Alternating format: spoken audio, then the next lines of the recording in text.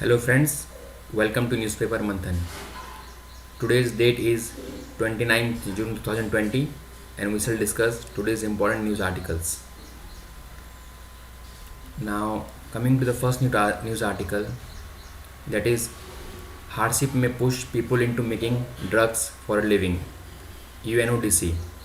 So the United Nations Office on Drugs and Crimes has released its annual report, that is 2020 World Drug Report, which has highlighted a wide range of possible consequences of the pandemic to COVID-19 on illegal drug production, supply and consumption.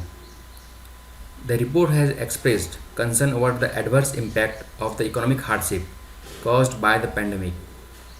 This says that an increase in the number of people resorting to illicit activities linked to drugs for making a living has increased. So हम देख रहे हैं कि कोविड-19 की वजह से जो unemployment हुआ है उसके लिए बहुत सारे लोग इलीगल एक्टिविटीज़ की तरफ भी जा रहे हैं. सो जो यूएनओडीसी है, जो कि यूनाइटेड नेशंस का एक बॉडी है, वो कह रहा है कि कोविड-19 की वजह से इलीगल सब्सटेंसेस का जो ट्रेड है वो इंक्रीज़ हो गया है. So what is UNODC is an UN office founded in 1997 to combat the menace of drug trafficking. इसका हेडक्वार्टर कहाँ है? इसका हेडक्वार्टर वियना में है. And this is a very important point to be noted from PLIM's point of view. So what are the important campaigns launched by UNODC? Blue Heart campaign, जो कि human trafficking को target करता है. Your No Counts, which is against international corruption. And one more important point from PLIM's point of view is 26 June, which is designated as the International Day against Drug Abuse and Illicit Trafficking. So ये कुछ छोटे छोटे points हैं जो कि prelims के लिए बहुत इंपॉर्टेंट है. Now coming to the next news article, that is voters over 64 can opt for postal ballot. So this is a step in the direction of electoral reforms. Following the COVID-19 pandemic, the Law Ministry has reduced the age limit for senior citizens who can opt for postal ballot in Lok Sabha and Assembly elections. In October 2019, the Law Ministry amended the conduct of election rules to allow people with disabilities and those who are 80 or older to opt for postal ballots. So जो 80 के उम्र के थे, जो कि disabled थे ना old थे, उनके लिए पोस्टल बैलेट पहले लॉ मिनिस्ट्री ने लागू किया था. बट अब लॉ मिनिस्ट्री ने उस एज को घटा के 64 कर दिया है कोविड-19 पैंडमिक को देखते हुए. The election commission approach the government to amend the rule further as the pandemic could continue till the end of the year. On June 19, the ministry notified a fresh change allowing those aged 65 years and above to opt for postal ballot. सो अब जो भी 65 years and above के होंगे, जिसे कि हम senior citizen भी कहते हैं, वो अब पोस्टल बैलेट के लिए एलिजिबल होंगे. पहले क्या था? पहले मिनिमम 80 ईयर्स था. लास्ट ईयर जो कि लॉ मिनिस्ट्री ने कंडक्ट ऑफ इलेक्शन रूल्स को चेंज किया था, 80 years and people with disabilities, but now it has been reduce to 65 years. So people with 65 years can claim postal ballot to cast their votes in only in Lok Sabha and Assembly elections. Now coming to the next news article, that is Center rolls out anti-drug plan in 272 vulnerable districts campaign to focus on community outreach programs. So this is mainly from mains point of view, especially in paper 2 where we study internal security. So substance abuse and drug trafficking is an important part of paper 2 internal security.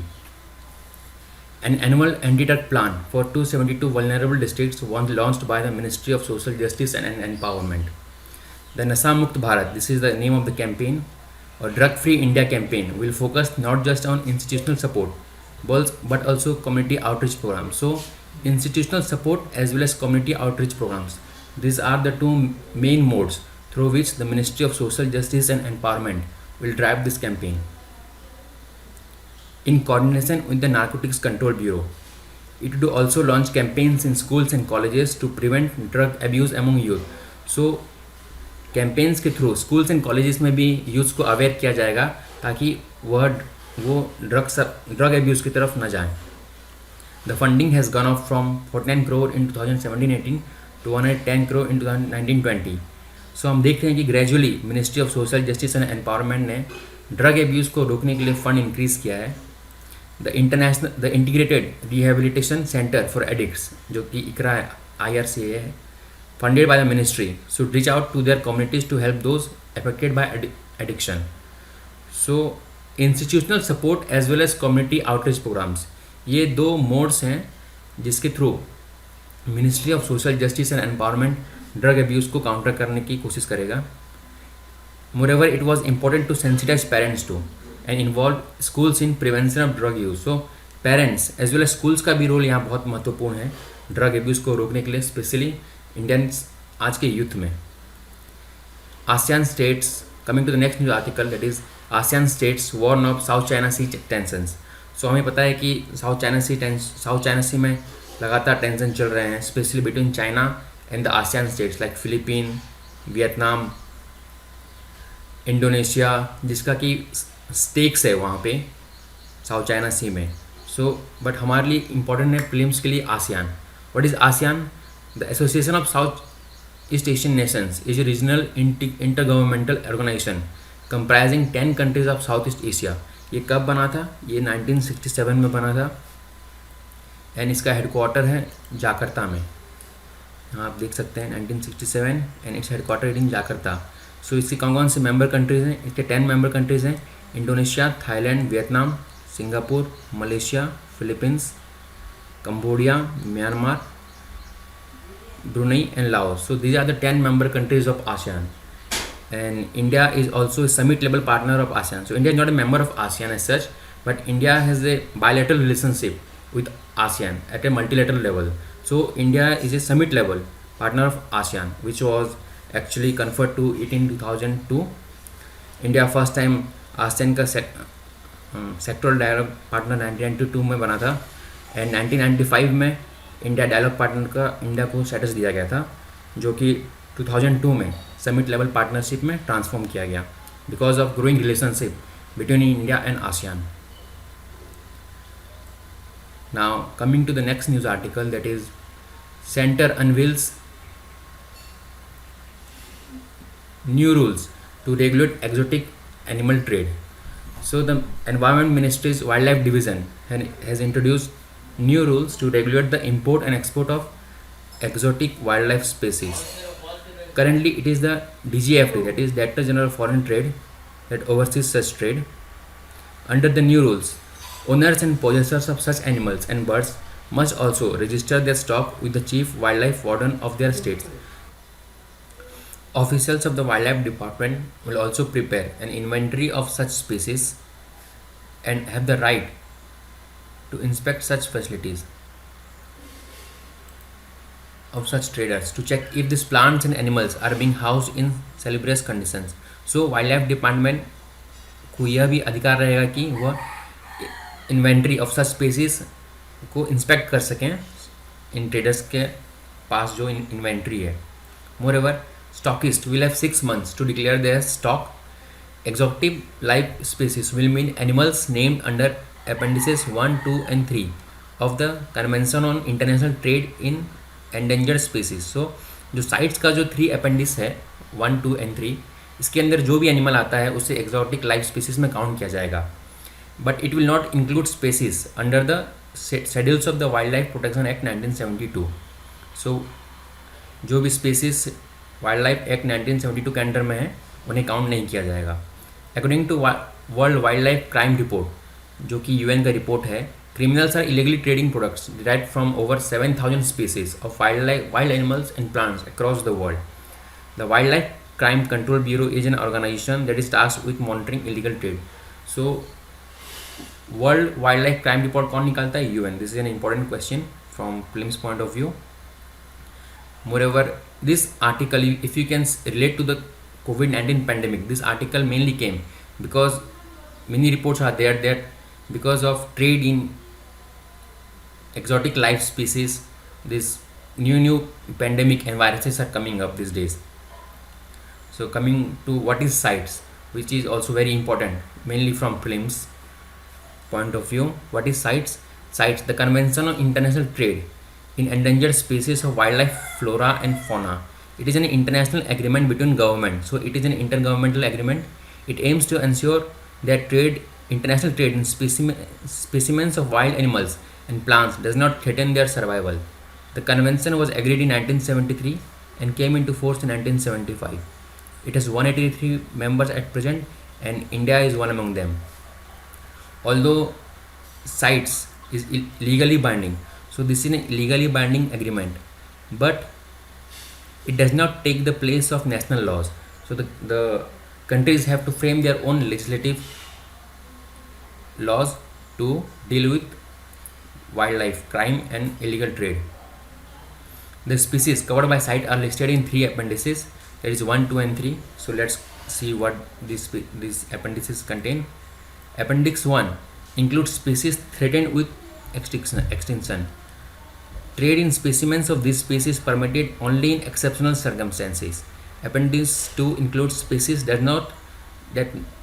is not necessarily threatened with extinction, but trade must be controlled in order to avoid utilization incompatible with their survival. So species that are not necessarily threatened with extinction, but if excessive trade is done, then they might be in danger of extinction. So such species covered under appendix 2 of the CITES. What does appendix 3 contains? It contains species that are protected in at least one country, which has asked other side parties for assistance in controlling the trade. Okay. Now coming to the next news article, that is draft EIA notifications fosters non-transparency, encourages environmental violations. So in last week we covered this contentious provisions of the draft EIA notification. Containing that section, or new news have come from that draft notification. The draft EIA notification issued by the Ministry of Environment, Forest and Climate Change, that was issued in March, it dilutes the EIA process and encourages environmental violations in case of big irrigation projects. So the South Asia Network on Dams, Rivers and People, so this is a research organization mainly containing environmentalists and research experts. Their studies says that in case of large scale hydropower and irrigation projects, irregularities like poor quality of work, dishonest EIA coupled with misinformation about the project, and inadequate or no impact assessment have been reported mainly through their studies. So this is an allegation from this organization, that is SANDRP. The organization says that the new draft EIA notification has certain contentious provisions. Now let us see what are those provisions. While a significant slab of threshold limits is now pushed under the category B2 projects, these projects are completely exempted from the EIA and public consultation projects. So lot of projects now are being pushed under the B2 category projects in the new draft EIA notification, which the agency alleges that these projects will be exempted under the EIA and will not be subjected to public consultation process. Further, these categories have been kept fluid, which means that essentially all the hydroelectric projects lesser than 25 megawatt and irrigation projects that have a cultivable command area between 2000 to 10,000 hectares will not need an EIA or a public consultation for their appraisal. So these are the major changes which the ministry is seeking through the draft notification, the new draft EIA notification. Now in the 2006 EIA notification, category B project was treated as a category A project if the project fulfilled the general condition. What are the general conditions? If the project were located within the 10 km from the boundaries of protected areas, critically polluted areas or eco-sensitive zones, or interstate and international boundaries. So a project located within 10 km of these areas was classified to be as A category project if the project was in B category project. But as for the new notification, B1 projects fulfilling the general conditions will be appraised by expert appraisal committee, but they will no more be treated as category A project. So this is a major change. Now, no A project will be given to the B project if even if they satisfy the general conditions. Moreover, with the removal of such conditions, projects now could be proposed in dangerously close proximities of boundaries of protected and eco-sensitive zones like wildlife sanctuaries or national parks.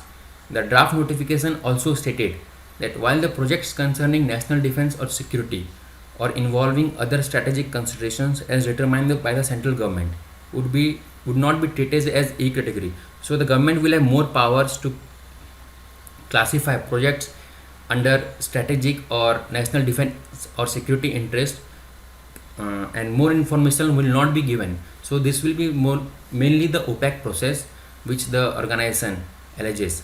No information relating to such projects shall be placed in public domain. So these are some of the contentious provisions which the South Asia Network on Dams, Rivers and Peoples have brought out in the newly draft EI notification. And this could be some more this could be important from mainly from mains point of view. Thank you.